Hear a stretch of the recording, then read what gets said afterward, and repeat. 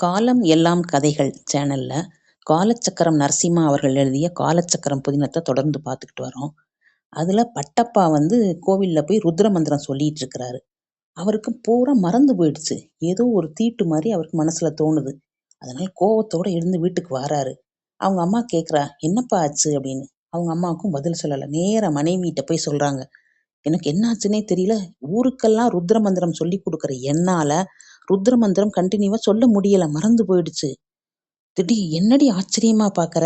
ருத்ரம் சொல்றதுக்கே பொறந்தவண்டி நான், என்னால நம்பவே முடியல. பாட்டி முகவாயில கை வைக்கிறா. என்னடா கூத்து இது? எல்லோரும் உன்கிட்ட ருத்ரம் கத்துப்பா, நீ எப்படி மறந்தே? தெரியலம்மா, சுத்த பத்தமா தான் கோயிலுக்கு போனேன். நீங்க சாதம் கூட சாப்பிடலையே, தோசை மட்டும்தானே சாப்பிட்டேள். தோசை மாவையும் மடியாத்தானே வச்சிருந்தேன் அப்படிங்கிறா மனைவி. ஏண்டி, தோசைக்கு ஏதோ தொட்டுக்க போட்டியே, என்னது அது? வெறும் கருவேப்பிலை துவையல் தானா, நம்மாத்து மரத்துல பறிச்சது. இந்த மாதிரி என் வாழ்நாள்ல நடந்ததே கிடையாது. சாமா ருத்ரம் சொல்லிட்டு இருக்கான், நான் எழுந்து வந்துட்டேன். அப்படியே தன்னையே நொந்துகிட்டு கொல்லப்புறமா போறாரு. பூணூல காதுல மாட்டிக்கிட்டு சொம்புல ஜலத்தோட மறைவிடத்தை நோக்கி போறாரு. வயிறு கலக்கிருச்சு இல்லையா, அதனால. அப்போ அவரோட பார்வை கருவேப்பிலை மரத்து மேல விழுகுது. கீழே பூமி தோண்டப்பட்டதோட அடையாளம் நல்லா தெரிஞ்சது. சந்தேகத்தோட அந்த இடத்த வெறிச்சு வெறிச்சு பார்த்தாரு. அந்த இடத்த ஒரு சின்ன குச்சி களியோட உதவியோட தோன்றாரு. அவரை சிரமப்படுத்தாம ரொம்ப சீக்கிரத்திலேயே அந்த மண்டை ஓடு வெளிப்பட்டுருச்சு. இப்போ பட்டப்பாவுக்கு எல்லாம் புரிஞ்சிருச்சு. ரத்தம் கொதிக்குது. அந்த மண்டை ஓட்டோட தாமசம் கருவேல மரத்தின் வழியாக இலைகள்ல பாஞ்சிருக்கு. அது தெரியாம அவரோட மனைவி லோகு அந்த கருவேப்பிலை இலைய துவையல் செஞ்சு கொடுத்துருக்கா. தாமசம் கலந்த துவையலை சாப்பிட்டதுனால மூளை மழுங்கி ருத்ரம் மறந்துடுச்சு. எல்லாமே சங்குவால வந்த வினை. சங்கு அப்படின்னு அவர் அலர்ன அலறல்ல அந்த கும்பை கிராமமே அதிர்ந்தது. இப்போ சங்கு என்ன பண்றான், லாடன் அப்படிங்கிற ஒரு மந்திரவாதியோட சேர்ந்து ஒவ்வொன்னா பண்ணிக்கிட்டு இருக்கான். லாடன் சொல்லி கொடுக்கறான், சங்கு இதை பார்த்து செய், அதை செய், இதை செய், இதுல ஏவல் செய்யறதுக்கு தேவையான உபகரணங்கள் இருக்கு. முதல்ல பண்ண போற ஜாக்கிரதை. அவன் தந்த துணி பைய அப்படி கட்கத்துல சொருகிக்கிட்டு கிளம்பினான் சங்கு. லாடன் தன்னோட சைக்கிள்ல அவனை திருநாகேஸ்வரத்துல கொண்டு போய் விட்டுட்டான். அங்கிருந்து பொடி நடையா கும்பைக்கு போய்கிட்டு இருந்தான் அவன். முதல் முறையா அபிசார பிரயோகம் செய்ய போகிறான் அப்படிங்கிறதுனால அந்த லாடன்கிற மந்திரவாதியே அவனுக்கு தேவையானதை வாங்கி தந்திருந்தான். இலந்தை குச்சி, மூங்கில் குச்சி, வில்வக்குச்சி, மஞ்சள், கடுகு, சிவப்பு மிளகாய், நாயுருவி, வெல்லம், நெய், குந்துமணி, கோட்டானோட ரத்தம் எல்லாமே அந்த பையில இருந்தது. இப்போ சங்குவுக்கு தேவை ஏவல் செய்யறதுக்கு ஒரு இலக்கு. யாரை இலக்கா இருத்தலாம், யார் இலக்காக நமக்கு வருவாங்க அப்படின்னு யோசிச்ச மாதிரிபடியே போறாரு சங்கு. சங்கு அழைச்சபடி வந்தார் கணேச கணபாடிகள். டேய் சங்கு, நேக்கு ஒரு உபகாரம் பண்ணுவியா? சொல்லுங்கோ. உங்க கிராமத்துல கீழே தெருவுல இருக்காரே வாசுதேவ ஐயர், அவ ஆத்துல இன்னைக்கு சிரார்த்தம். தானம் வாங்கிக்க வரேன்னு சொல்லியிருந்தேன். போக முடியாதபடி ஒரு அசந்தர்ப்பம். கொஞ்சம் மாமி கிட்ட சொல்லிடேன். சரி அப்படின்னு தலையசிச்சுட்டு போனான் சங்கு. கீழே தெரு வாசுதேவ ஐயர் வீடு அவனுக்கு தெரியும். அந்த ஊரிலேயே மாடி வீடு கட்டியவர் அவர் மட்டும்தான். மெத்த படித்தவர். ஆங்கில படிப்பு படித்து தொல்பொருள் மற்றும் சரித்திர பேராசிரியரா வேலை பார்த்தவர். கும்பேஸ்வரர் கோவில்ல உற்சவ கமிட்டி தலைவராகவும் இருந்திருக்காரு. வேதவாகினிங்கிற பத்திரிகையை நடத்தி வந்திருக்காரு. அந்த பத்திரிகையில அவர் எழுதிய ஒரு கட்டுரை ஒரு பெரிய பிரச்சனையாகி ஊர் மக்களுக்கும் அவருக்கும் தகராறு வந்துருச்சு. அன்னையிலிருந்து ஊர்க்காரியங்கள்ல இருந்து ஒதுங்கியே இருக்கிறாரு. பள்ளியில படித்து கொண்டிருந்த அவரது ஒரே பிள்ளை சிவராமனுக்கு திடீர்னு பைத்தியம் பிடிச்சிடுச்சு. தன் அப்பா அம்மாவையே அரிவாள்மனையால வெட்ட வந்துட்டான். அவனை பிடிச்சு அடக்கி இப்ப குணசீலத்துல சங்கிலியால கெட்டி வச்சிருக்காங்க. அந்த அதிர்ச்சியில வாசுதேவனும் படுத்த படுக்கையாகி விட்டார்.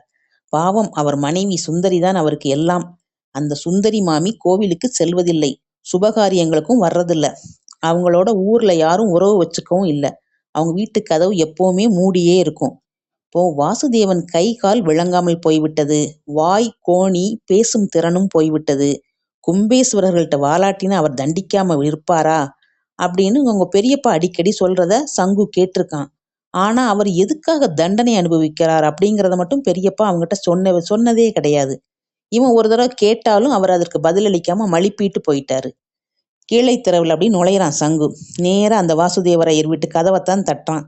சுந்தரி மாமி தான் கதவை திறக்கிறா. சோகமான விழிகளோட இவனை பார்க்கறா. கணேச கணபாடிகளுக்கு முக்கியமான வேலை வந்துடுத்தாம். அவரால வர முடியாதாம் அப்படின்னு திகைக்கிறா மாமி. ஐயோ, வர முடியாதா? தானம் வாங்கிக்க வரேன்னு சொல்லியிருந்தாரே, இப்ப என்ன பண்றது? மாமி இப்ப பரிதாபமா கைய பிசைஞ்சபடி நிக்கிறா. அவன் நின்ன விதம் சங்குவுக்கு ரொம்ப பரிதாபமா பாவமா இருந்தது. மாமி, நான் தானம் வாங்கிக்கிறேன். நீயா? மடி கொஞ்சம் குறைவுதான். வேணுமனா உங்க ஆத்துலயே குளிச்சிடுறேன். எதையே யோசிச்சவ சரி வாடா என்று உள்ளே சங்குவை அனுமதித்தார். நீ போய் கொல்லையில குளிச்சுட்டு வா. மாமாவோட புது வேட்டி அங்கவஸ்திரம் இருக்கு, தரேன், கட்டிக்கோ அப்படின்னு அவ உள்ள போனா. அவன் மாமியை பின்தொடர்ந்து போனான். ஹால்ல கிழிஞ்ச நாரா கடந்தாரு வாசுதேவ ஐயர். அவரோட மங்கி போன கண்கள் இவன் அப்படி கேள்விக்குறியோட பாக்குது. உடல்ல சக்தியெல்லாம் போய் எலும்புகள் துருத்திக்கிட்டு இருக்கத பாக்குறான் சங்கு. நம்ம தியானாவோட பையன் வந்திருக்கான்னா? சுந்தரி மாமி அவரோட காது பக்கத்துல குனிஞ்சு சொன்னா. அவருக்கு முகத்துல கொஞ்சம் மலர்ச்சி தோன்றுச்சு. உங்க அப்பா சிரார்த்தமோ நான் தானம் வாங்க வந்திருக்கான். தலைய நிமிர்த்தாம மாமி சொல்ல அவர் பதிலுக்கு எதையோ சொன்னார். வார்த்தைகளாக வெளியில வராம தகரட்டப்பாவில கோலி குண்டுகளை போட்டு குலுக்கினது மாதிரி ஒலி அவர்கிட்ட இருந்து வந்தது. மாமிக்கு மட்டும் ஏதோ புரிஞ்சது. சங்கு, உங்க பெரியப்பா கோச்சுக்க போறாருன்னு கவலைப்படுறாரு. எதுக்கு கோச்சுக்கணும்? நோக்கு தெரியாதுடா. மாமாவுக்கும் உங்க ஆத்துவாளுக்கும் ஜென்ம பகை. உன்னோட தாத்தா நீலகண்ட ஐயருக்கும் இவருக்கும் அடிதடியா நடந்ததுன்னா பாத்துக்கோயேன். எதுக்கு மாமி? அதெல்லாம் இப்ப எதுக்கு? நீ போய் குளிச்சுட்டு வா. மாமி சமையலறையை நோக்கி நடந்தா. சங்கு புழக்கடை பக்கமா போறான். வாசுதேவ ஐயரோட கண்கள் அப்படியும் இப்படியுமா சுழன்று ஹாலின் மூலையில இருந்த புத்தக அலமாரி மேல பதிஞ்சது. குறிப்பிட்ட அந்த புத்தகத்தின் மேல அவருடைய பார்வை நிலை குத்தியது. அந்த புத்தகத்தையே வெறிச்சு பார்க்காரு. குளிச்சு முடிச்சுட்டு சங்கு மாமி தந்த புது வேட்டியை கட்டிக்கிட்டு நின்னான். மாமி, நான் ரெடி. கொஞ்சம் இருடாப்பா, இன்னும் சமையல் ஆகலை. மாமாவை வேற குளிப்பாட்டி தயார் பண்ணணும். நான் வேணும்னா குளிப்பாட்டிடுறனே. குளிப்பாட்ட முடியாதுடா. ஈரத்துணி போட்டு ஒத்தி தான் எடுக்கணும், அவ்வளவுதான். புரட்டி போட்டு முதுகு பக்கம் துடைக்கணும். உன்னால் முடியாது. இல்ல மாமி, நீங்க சமையல கவனிங்கோ, நான் மாமாவை கவனிச்சுக்கிறேன். மாமாவை நோக்கி சென்றான் சங்கு. மாமா, ஏதோ தண்டனை அனுபவிக்கிறீங்களாமே, என்ன தண்டனை? தன் கண்களை அவர் உடல் முழுவதும் மேய விட்டான். அவனுக்குள் ஒரு யோசனை. காலியாக கிடந்த மர நாற்காலி ஒன்றை கொல்லைப்புறத்துக்கு எடுத்துட்டு போய் கிணத்து பக்கமா போட்டான். மாமாவை அப்படியே 2 கையாலையும் வாரி எடுத்துக்கிட்டு பின்னாடி வந்த சங்கு அவரை நாற்காலியில கிடத்தினான். கொல்லை கதவை தள்ளி சாத்தினவன் மாமாவோட வேட்டியை உருவி எரிஞ்சான். குளிர்ந்த காத்து வாசுதேவ ஐயரோட உடலை தழுவ பல வருஷம் கழிச்சு ஏற்பட்ட அந்த இதமான உணர்வை கண்களை மூடி அனுபவிக்கிறார் வாசுதேவ ஐயர். சூரிய ஒளி அவர் உடம்புல பாஞ்சு நைந்து போன நரம்புகளையும் ரத்த நாளங்களையும் புது உணர்ச்சியை ஏற்படுத்துது. கிணத்து நீரை சேந்தி மாமாவை குளிப்பாட்ட ஆரம்பிச்சான். அங்க இருந்த சோப்பு கட்டி எடுத்து அவர் உடம்புல தேய்ச்சான். தற்செயலா அவரது இடது தொடையில அவனோட பார்வை பதிஞ்சது. கருத்து வறண்டிருந்த அவரது தொடையில மச்சம் போன்ற ஒரு மடிப்பு. சங்குவுக்கு லாடன் சொன்னது ஞாபகத்துக்கு வந்தது. ஏவலுக்கு இலக்கானவர்களின் உடலில் இந்த மாதிரி மடிப்புகள் தோன்றும். அதாவது அவங்க உடலை பிரயோகத்தின் மூலமா கட்டியிருக்காங்கன்னு அர்த்தமா. சட்டுன்னு பெரியப்பா சொன்னது ஞாபகத்து வந்தது. பெரியப்பா சொன்ன தண்டனை இதுதானா? அப்படின்னா தண்டனை கொடுத்தவர் யார்? அதுக்குள்ள சுந்தரி மாமி பதைப்போட புழக்கடை பக்கம் வந்துட்டா. அந்த காட்சியை ஆச்சரியத்தோட பார்த்தா. மாமா ஆனந்தமா குளிச்சுக்கிட்டு இருக்காரு. அங்க வந்த மாமியை பார்த்து மெலிசா ஒரு புன்னகையும் புரிஞ்சாரு. என்னால நம்பவே முடியலடா. மாமா குளிக்கிறதா? இல்ல, மாமா இப்படி சிரிக்கிறது. சரி, மாமாவுக்கு டவல் கொண்டாங்கோ. சங்கு சொல்ல மாமி ஓடினாள். கவலைப்படாதீங்கோ, நான் செய்ய போற முதல் பிரயோகம் உங்க மேலதான். உங்க உடம்புல இருக்கிற பிரயோகத்தை அவிழ்த்து உங்களை விடுவிக்க போறேன், தனக்குள் கூறிக்கொண்டான். அவனுக்கு உடனே இன்னொரு விஷயமும் ஞாபகத்துக்கு வந்துச்சு. அப்படி பிரயோகங்களை விடுவிக்கும் போது யார் ஏவல் செஞ்சாங்களோ அவங்களுக்கு உடம்பு சுகமில்லாம போகும்னு சொன்னானே லாடன். மாமி கண்கள் பணிக்க வேட்டி டவலோட வந்தா. இவர் கொல்லப்புறம் வந்து எவ்வளவு வருஷமாறது தெரியுமா? எல்லாமே படுக்கையில தான். அவ சமையலறைக்குள்ள திரும்பவும் பூந்துக்கிட்டா. மாமாவுக்கு வேட்டி உடுத்தி விபூதி பூசி கம்பீரமா நாற்காலியில உட்கார வச்சான். அவரை பார்த்த உடனே சுந்தரி அழ ஆரம்பிச்சிட்டா. ஒரு காலத்துல இப்படித்தாண்டா கம்பீரமா கோவிலுக்கு போவார். கச்சை முடித்திண்டு சிவப்பு சால்வையை போத்திண்டு நடந்து போனா அந்த மகேஸ்வரனே நடந்து போறாப்புல இருக்கும். மாமி, மாமாவுக்கு வைத்தியம் பார்க்கலையா? என்னடா இப்படி கேட்டுட்டே சங்கு? என் கூட பிறந்தவனே சுவாமி மலையில டாக்டரா இருக்கான். அவன் அழைச்சுண்டு போய் பட்டணத்துல காட்டாத பெரிய டாக்டர்களே இல்ல. ஒன்னும் நடக்கலை. கர்ம வினை அனுபவிச்சுத்தானே ஆகணும்.